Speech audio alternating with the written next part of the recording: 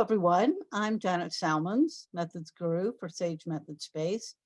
And today we're going to talk about publishing trends and what they mean for us as academic writers. So I'm thrilled to be joined today by Katie Metzler from Sage Publishing, and we'll have quite a bit to talk about. But first, if you're new to Method Space, this is a blog community hosted by Sage, and we're interested in all things to do with designing, conducting, analyzing, research, and then sharing it in a variety of ways through writing and other practical impact-related approaches.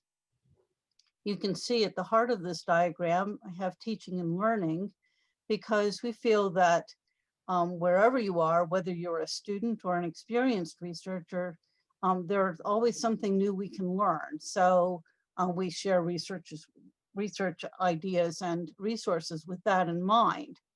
So we're just getting ready to launch Academic Writing Month here in November.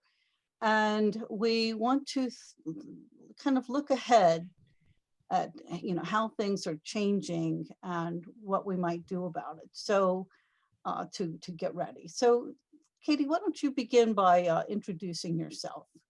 Sure. Hi, I'm Katie Metzler, and I'm Associate Vice President at Sage Publishing. I've worked in publishing for just coming up to 15 years now. And so, the question of what's changing in academic publishing, I think is a really interesting question for me. And I'm looking forward to reflecting on that and discussing it with you, Janet. So, yeah, why don't you start by just kind of giving us an overview of what you see as the trends are? Sure. So the first thing I'd point out, which I don't think would surprise anyone, is the ongoing shift to digital. And actually, one of the things that I remember from my early days at Sage is that we spoke about the shift to digital and ebooks 15 years ago, and we're still shifting. I think that shift has accelerated, especially recently in some of our markets as a result of COVID, for obvious reasons. More important than ever to be able to access those resources for teaching and learning wherever you are. And as a result, I think we're seeing some acceleration of new business models to meet those new needs. And as a result of that, I think also there's kind of even more disruption, innovation, and some really exciting things happening in academic publishing in terms of looking beyond content and thinking about services and technology. And then finally, and long overdue, we're all reckoning both within academic publishing, but I think also in the academy more generally, with the challenges around representing diversity and having both a diverse company at Sage and also ensuring that the authors who we publish and the work that we promote and disseminate is really reflective of the diversity of our institutions and society as a whole. Right, all very important points, and I think each one has a kind of ramifications for those of us who are doing research and publishing, and so we wanted to share with you some examples and have you kind of talk us through some of these. Got some links here to share with you. So.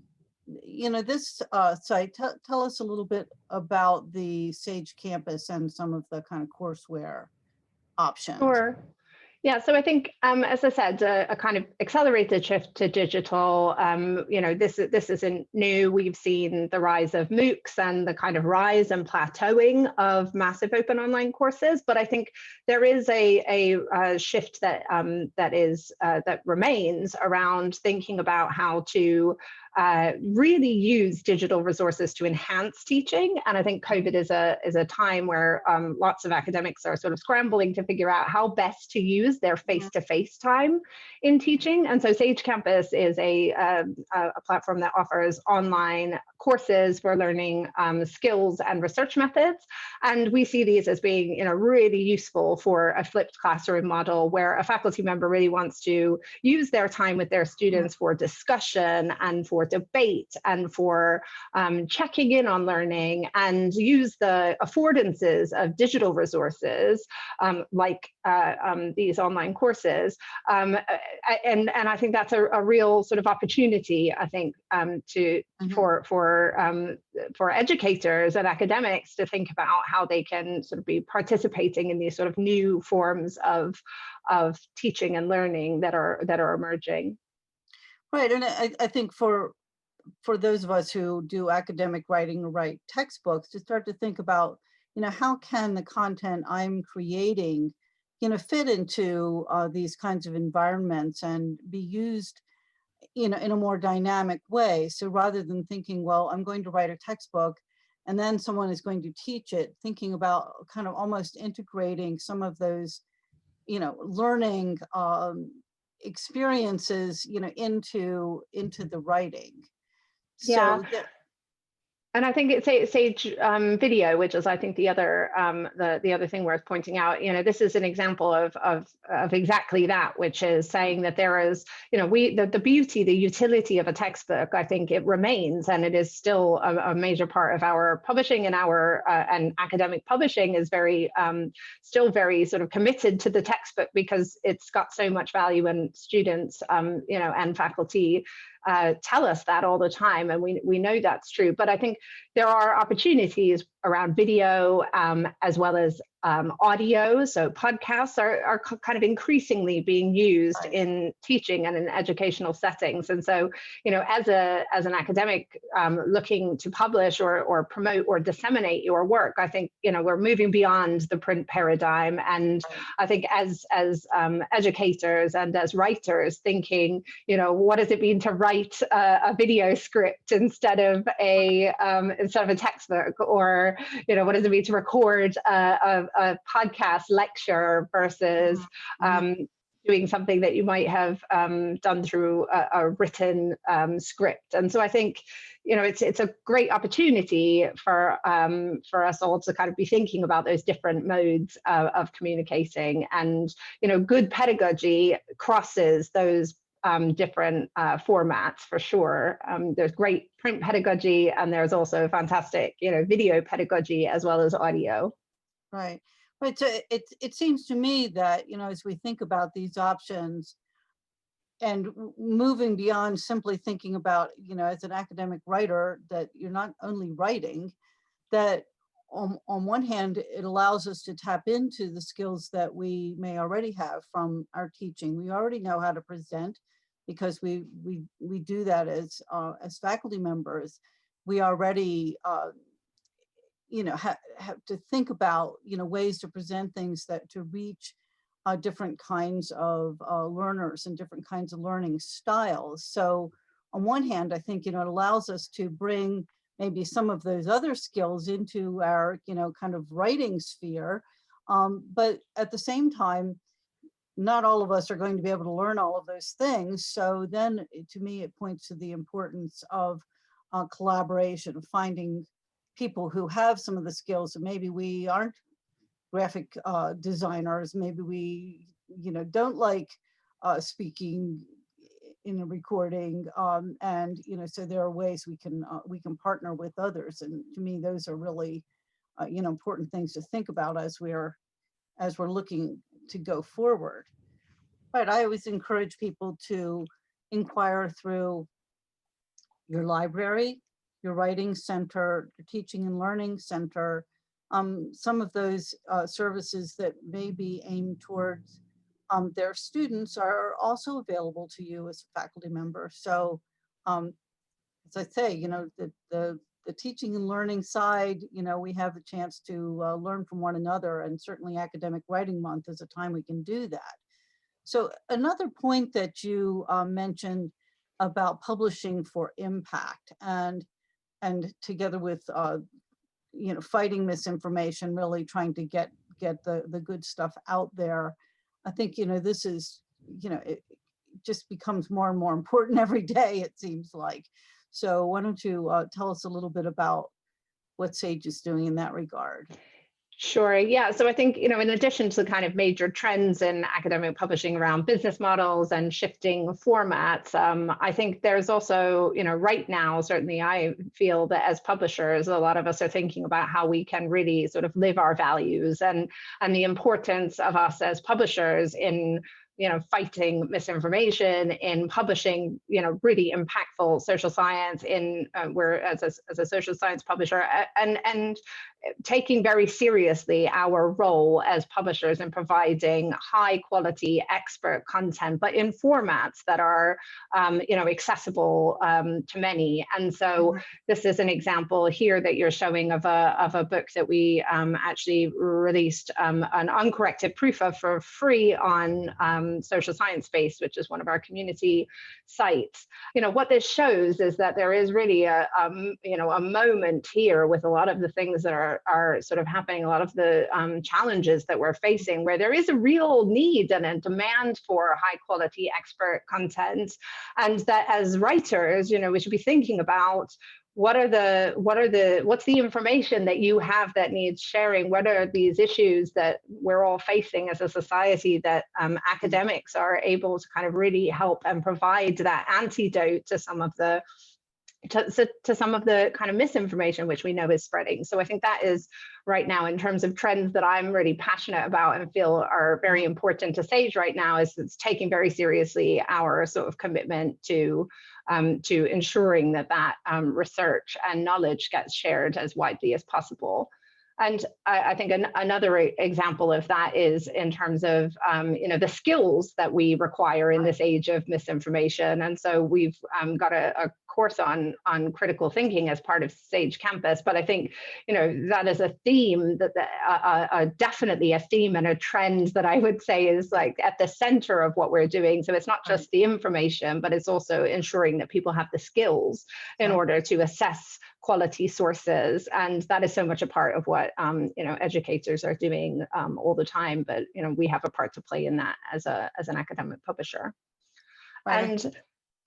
And it's important, I think, to incorporate kind of critical thinking, critical reading, and to me, the related piece of creative thinking that we can understand and discern and analyze what we're reading, but then we can also, come up with new solutions, new approaches to whatever it is. And so to me, this kind of skills building, really ties in, across disciplines, whatever it is that you're teaching. But then, as we think about what we're writing, is there a way that we can kind of incorporate those questions so that, for the person who's reading our materials, whether it's a journal article or a book or whatever, that, it's not just, I'm going to tell you all how it is.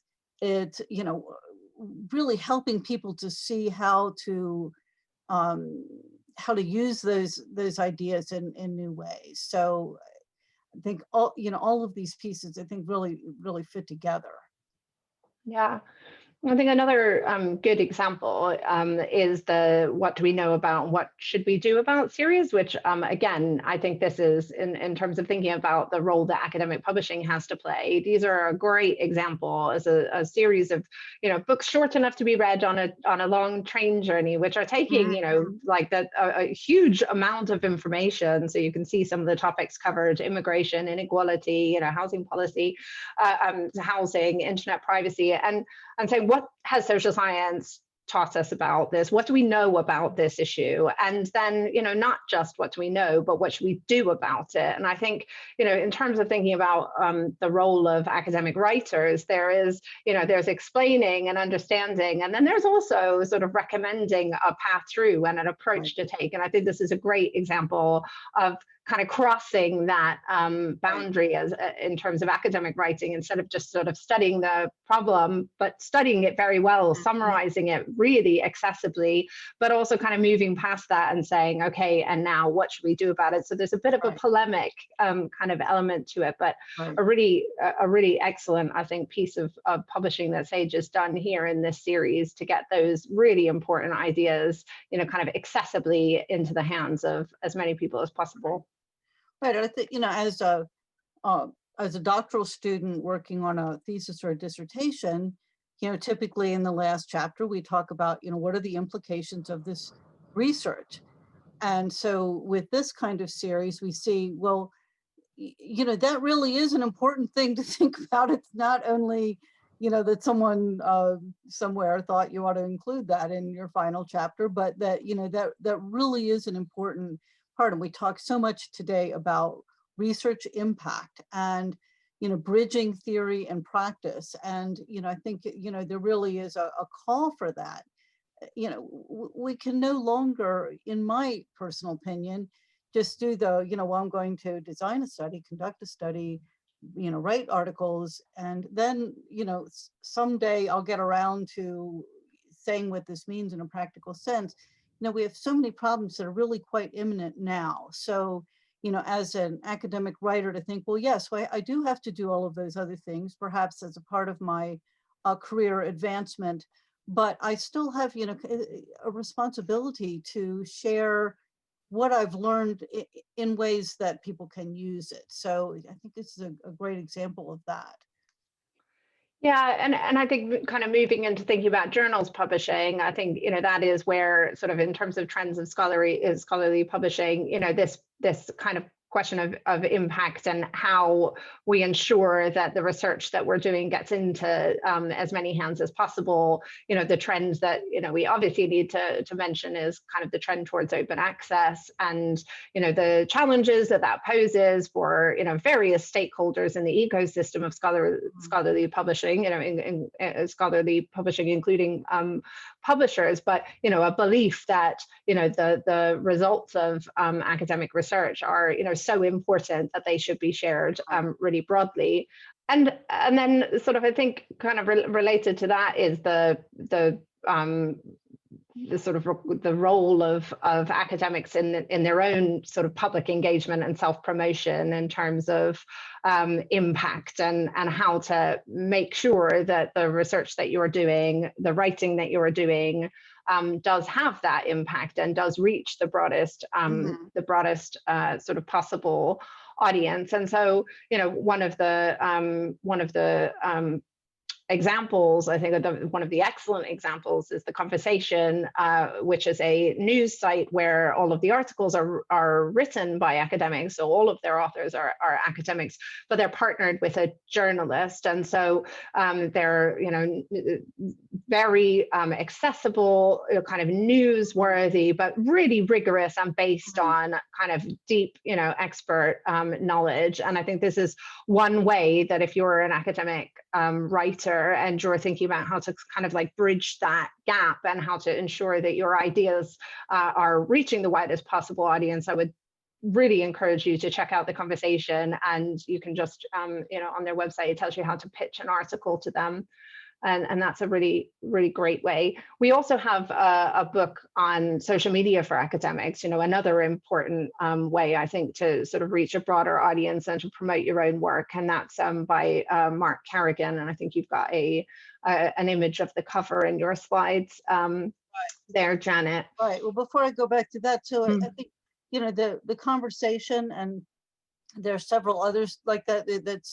I would say it's almost a cross between academic blogging and news, where we're looking at contemporary issues, but as you say, including the kind of disciplined and knowledge research-based perspectives. And then, of course, with method space and the other academic blogs, to me, this is also excellent opportunity for academic writers to engage with a bigger audience, to kind of get their thinking out. Maybe that research is in progress and you're but you have something that you want to say about it, either about the research itself or what you're discovering. And so to me, those kinds of forums that in some ways are much more immediate than, say, a journal article that is going to take time to go through the very important stages of peer review. But that does, the fact that you need to do that, it doesn't mean that these other forms are not, valuable as well, and serve a different kind of purpose. So, exactly. Room for both. right, right. So, go back to my. And I think it's a related point. Earlier we were talking about, what kind of skills does the sort of academic writer of today need, and it can feel a bit overwhelming, to think, oh, not only do I have to write well, I now have to know how to do videos or podcasts and social media. And so I think books like this one, or Social Media for Academics, is a really great sort of handy how-to guide, which makes, I think, the leap into sort of self-promotion on social media way easier, because it's not everyone's kind of most comfortable, or that it's not necessarily the first thing that you think about when you think about becoming an academic. You don't necessarily think, oh, I'm going to have to also have this, social media brand. But I think it is becoming increasingly important for academic writers to be able to kind of do some of that translation into the public engagement piece, and the more skills you've got in your toolbox, the better. So I know that you are not in the book acquisition area, but from the anymore, but we know this from the past. But from the publisher's perspective, I mean, I think it's very helpful to methods-based readers to hear from you that these activities are viewed as not like a side track, but as a really important part of creating your credibility as and presence as an expert in your field, so that it ties in with if you're thinking about writing a book and you're thinking about pitching a book to a publisher like Sage, that you don't need to hide these other things. No, in fact, you need to say, hey, I've also written, I write for this blog, and I'm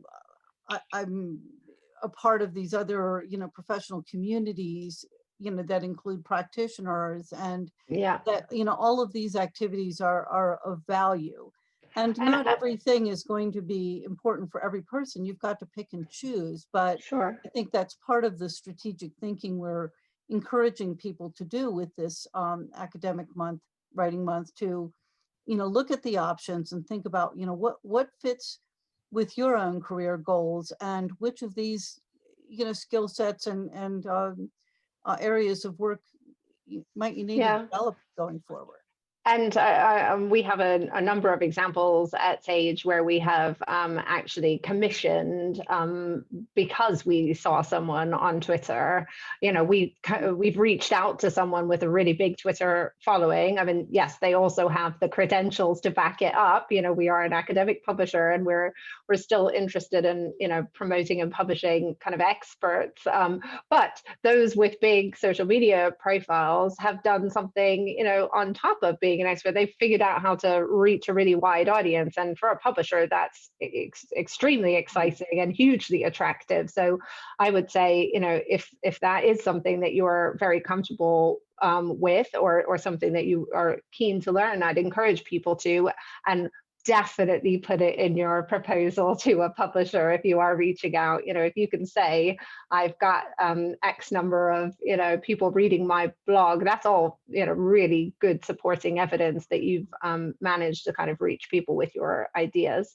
And in terms of sort of more advice on how to get published, I think we've got this fantastic free course on Sage Campus on how to get published, and that has got a sort of summary of a lot of the sort of main tips and tricks, and some really good advice for people who are just starting out in academic writing. So I encourage you to take a look, and it's free, as I said. So I'm sure we'll be happy to post a link to that under the video when it appears on MethodSpace.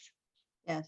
Yeah, so thank you for sharing your perspectives. I think this will be very helpful to the academic writers who are kind of looking at our academic writing month and trying to think, well, kind of with so many changes going on in the world right now, how should I position my work and how should I move forward? So I hope that these suggestions and ideas will be useful. Thanks. It's always a pleasure to talk to you, Janet.